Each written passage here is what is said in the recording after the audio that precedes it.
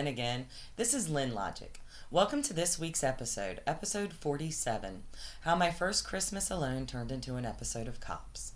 Quick recap, I am the widow of a cross-dressing alcoholic and a survivor of a blood clot in my brain caused by birth control pills that resulted in a hysterectomy.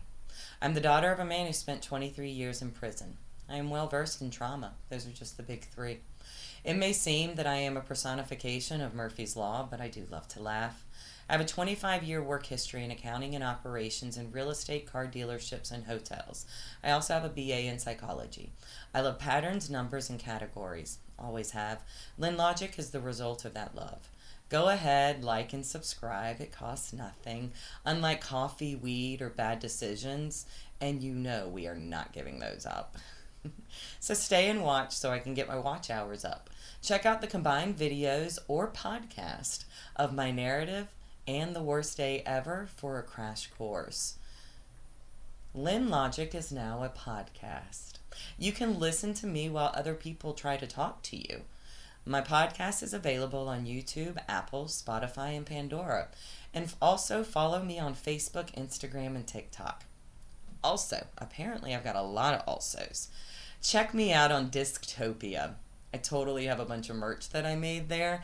And so with each episode, there will be episode-specific shit to buy. My twisted sense of humor does come with images and pictures. Enjoy. Let's get started. I want to tell you the story of the first Christmas after my husband died. First, and I cannot emphasize this enough, I'm a very lonely and broken woman. Healing has been and will continue to be a process. Now on the other side, and maybe an overshare, but come on, is that really surprising with me? My late husband and I hadn't touched in a very long time, and our bedroom life became singularly focused on his freedom and exploration. My best friend said to me during my marriage that my husband had a succubus and starved her.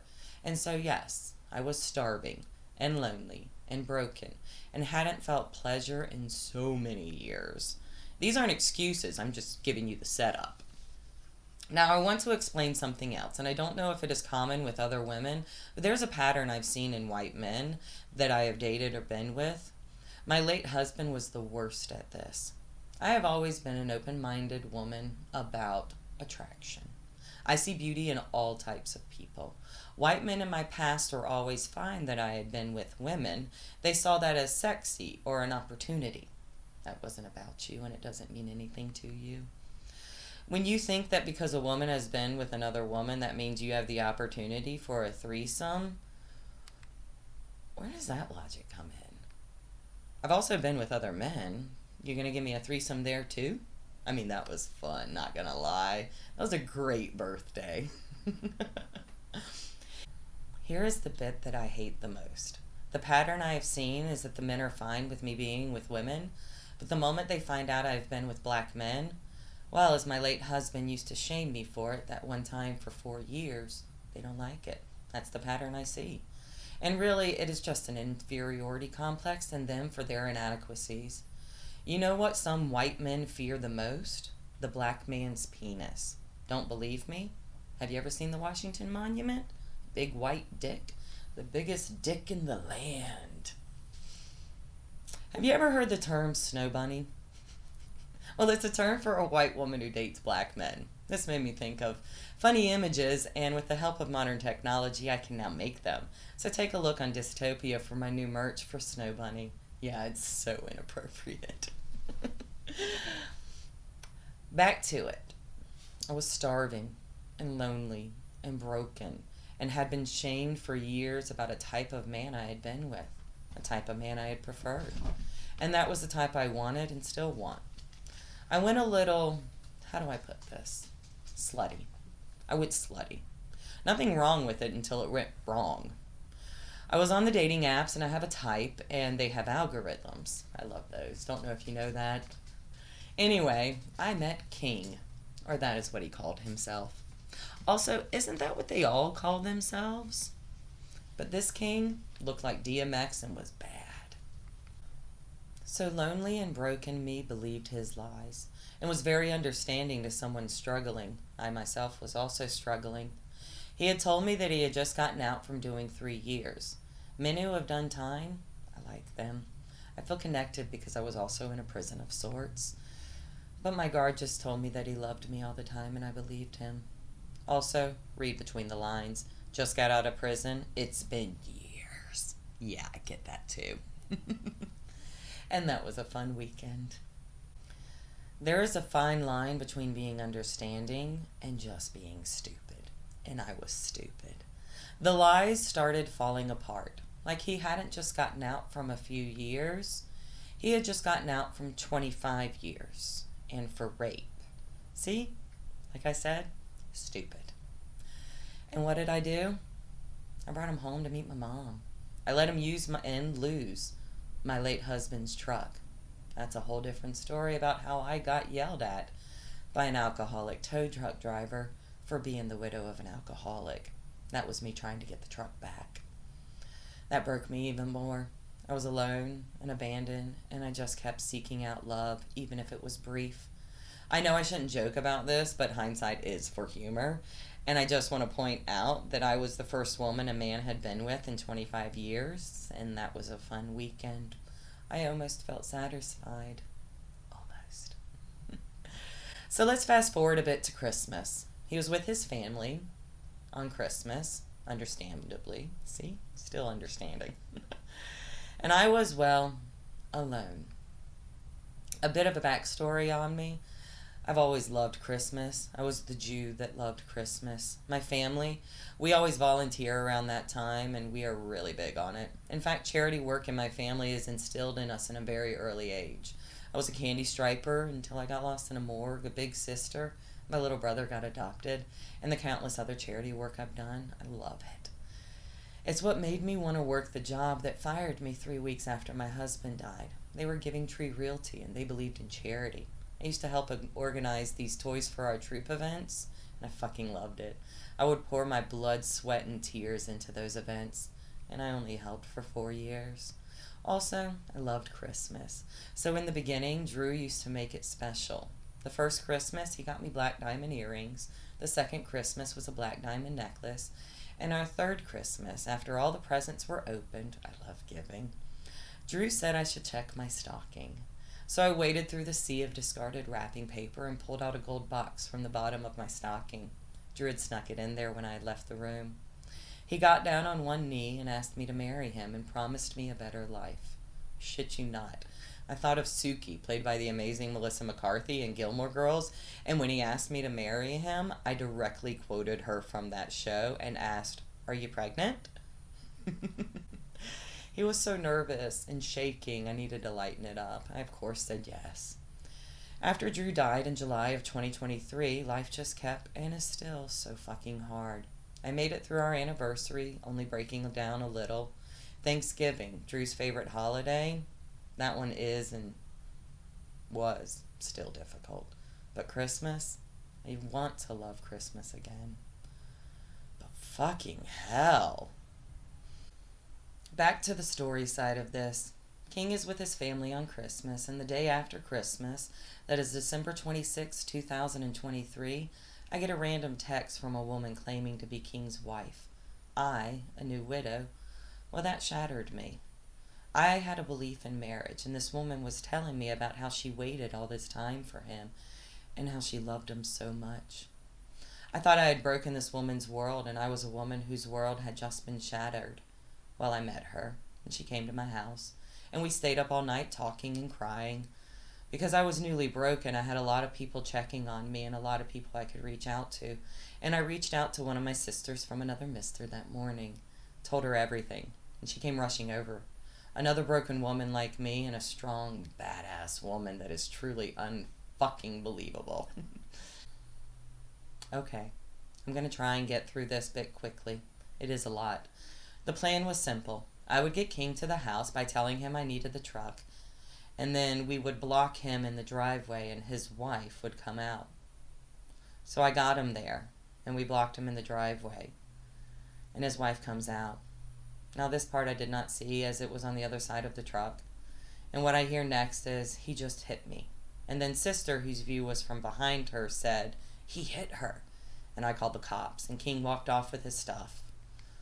The cops picked him up walking down the street and brought him back to the house to figure out what the fuck is going on. Now, before the cops got there, his wife said, "I'm going to go plant drugs in that truck." And the cops found drugs in the truck. This shit's starting to fall apart quickly. At this point, I haven't said anything to King, only to the cops. And I am back so far against my front door, I just want to go inside. His wife gives her name to the cops, and I'm standing next to her as she does it. It was not the name that she told me. It was a different name. It was a familiar name. It was a name King had spoken about, because it was his aunt. It was. What the fuck is this shit, and what did I do? King was arrested, and his aunt disappeared. And I spent the next week getting King out of jail. Spoke to his PO. I went and spoke to the judge presiding over him and cried to her about how he was set up and this was all a misunderstanding. Sister even wrote his PO and withdrew her claim on any criminal activity done by him. And in the end, he got out. And then he moved in with another woman. Now, though, I like to Google his name sometimes just to see if there's any new criminal activity. And there was. He's back in jail for breaking and entering and strangulation. The weirdest thing did happen about a week before that happened. I went to the gas station near my home, and there was a man where all the people sit and ask you for money or help before you go into the store. They're usually homeless. And he said, "Hey." I could have sworn it was King, but I never saw his face. I mean, I looked at it, but it was just didn't register to me, sort of like trauma fuzzy, I guess. I don't know, but it felt like King. And then I went to Bojangles, and when I was leaving, there was a man on the other side of the intersection waving, like with both hands at me, and I just waved and drove off. Because here's the truth. If it was him, so what? Now it's Christmas season once again, and this year, well, it's going to be like the year before Drew died when our house went into foreclosure. He had let me know that the money I was giving him, he wasn't using to pay the mortgage, and he wasn't using that money for 14 months. His parents cleaned up that one. I've been told recently that I have to move by the end of the year. No, not told. I've been dried out and used up and am being discarded. And I think about that first attorney meeting with the late husband's parents and how they shared their true opinion of me. I was nothing. And here I am with nothing. And having to start over yet again. Honestly, I'm so fucking tired.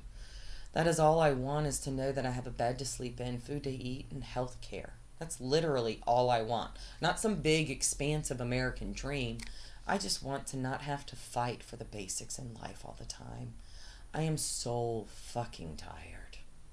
I want to not hate Christmas. I used to love it so much. You know what? I don't normally do this. I've always relied on my independence or stubbornness or both. I need help. Whatever you can give. If it's only thoughts and prayers, send them my way. If it's more help, I will take it. All I want to do is help and give, but I have nothing. In fact, I have less than nothing. I have to be too focused on myself and getting the basics that I can't give more. So please help me. I work so hard, and I've sacrificed so much, including a piece of my soul. I am soul tired, but I have so much I want to do. I am tired of always sitting at home. I'm tired of being lonely and bored, and I need help. Please help me. Thank you for anything, because I have nothing. I do have me, and I like her. I like to create and build things. I did make a Help Lynn piece of merch on my Dystopia Lynn Logic page, just for fun. Check it out. Chin up, tits out. Bye.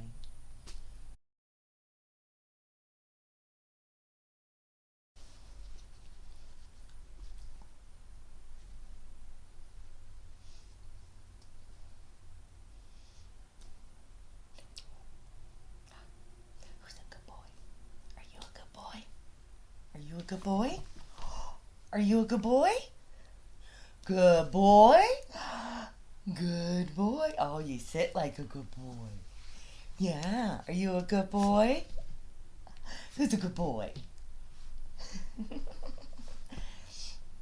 Oh, there's a good boy. Boop.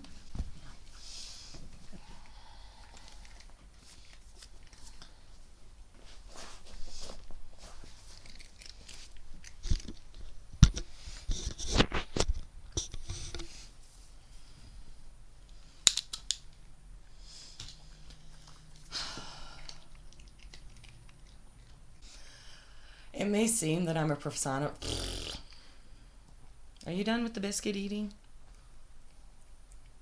Hey, Jelly, you done with the biscuit? You got it? You want to sit down?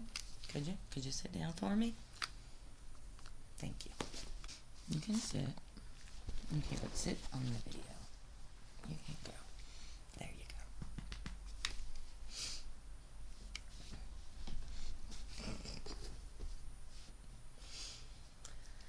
Got the combined versions. Oh, fuck. What did I say there? No, that's not versions. What you doing? Why don't you get on the bed? Take a nap? You're wiping your eyes like you need to take a nap. You want to sit in here?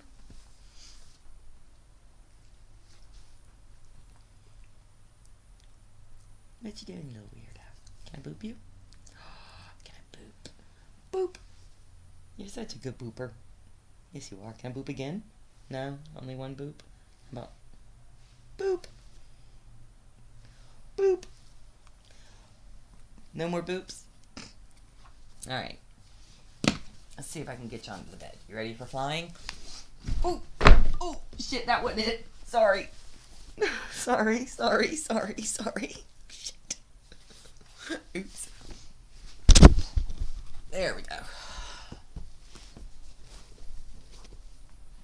Good? You good? Okay. Sit. Lay down.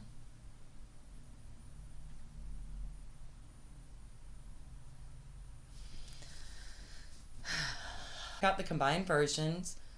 Oh, fuck. What did I say there? No, that's not versions. What you doing? Why don't you get on the bed? Take a nap? You're wiping your eyes like you need to take a nap. You want to sit in here?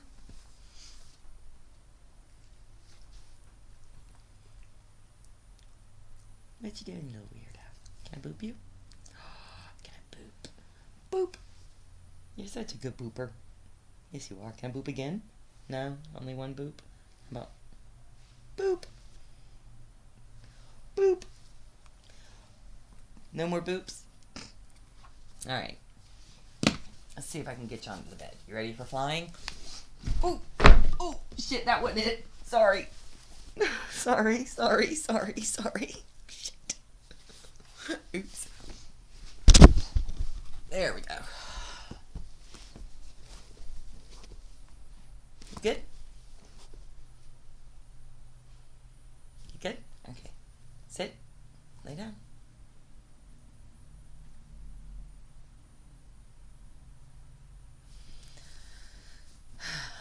Got the combined versions. Oh, fuck. What did I say there? No, that's not versions. What you doing? Why don't you get on the bed? Take a nap? You're wiping your eyes like you need to take a nap. You want to sit in here?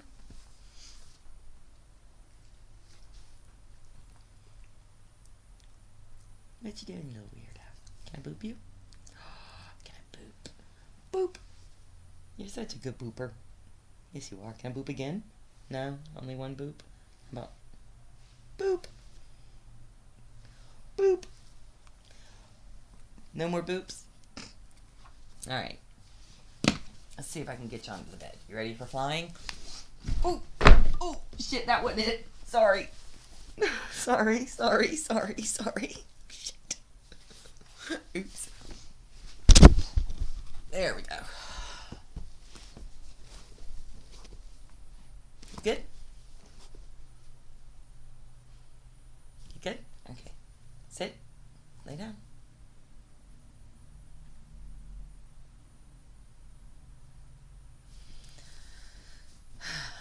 And fuck. Here's the pattern that I hate them. Oh, fuck. to someone struggling. What are you doing? Are you just being a jerk? You need to sit down? You want to lay down? How would you just plop a squat? Plop a squat.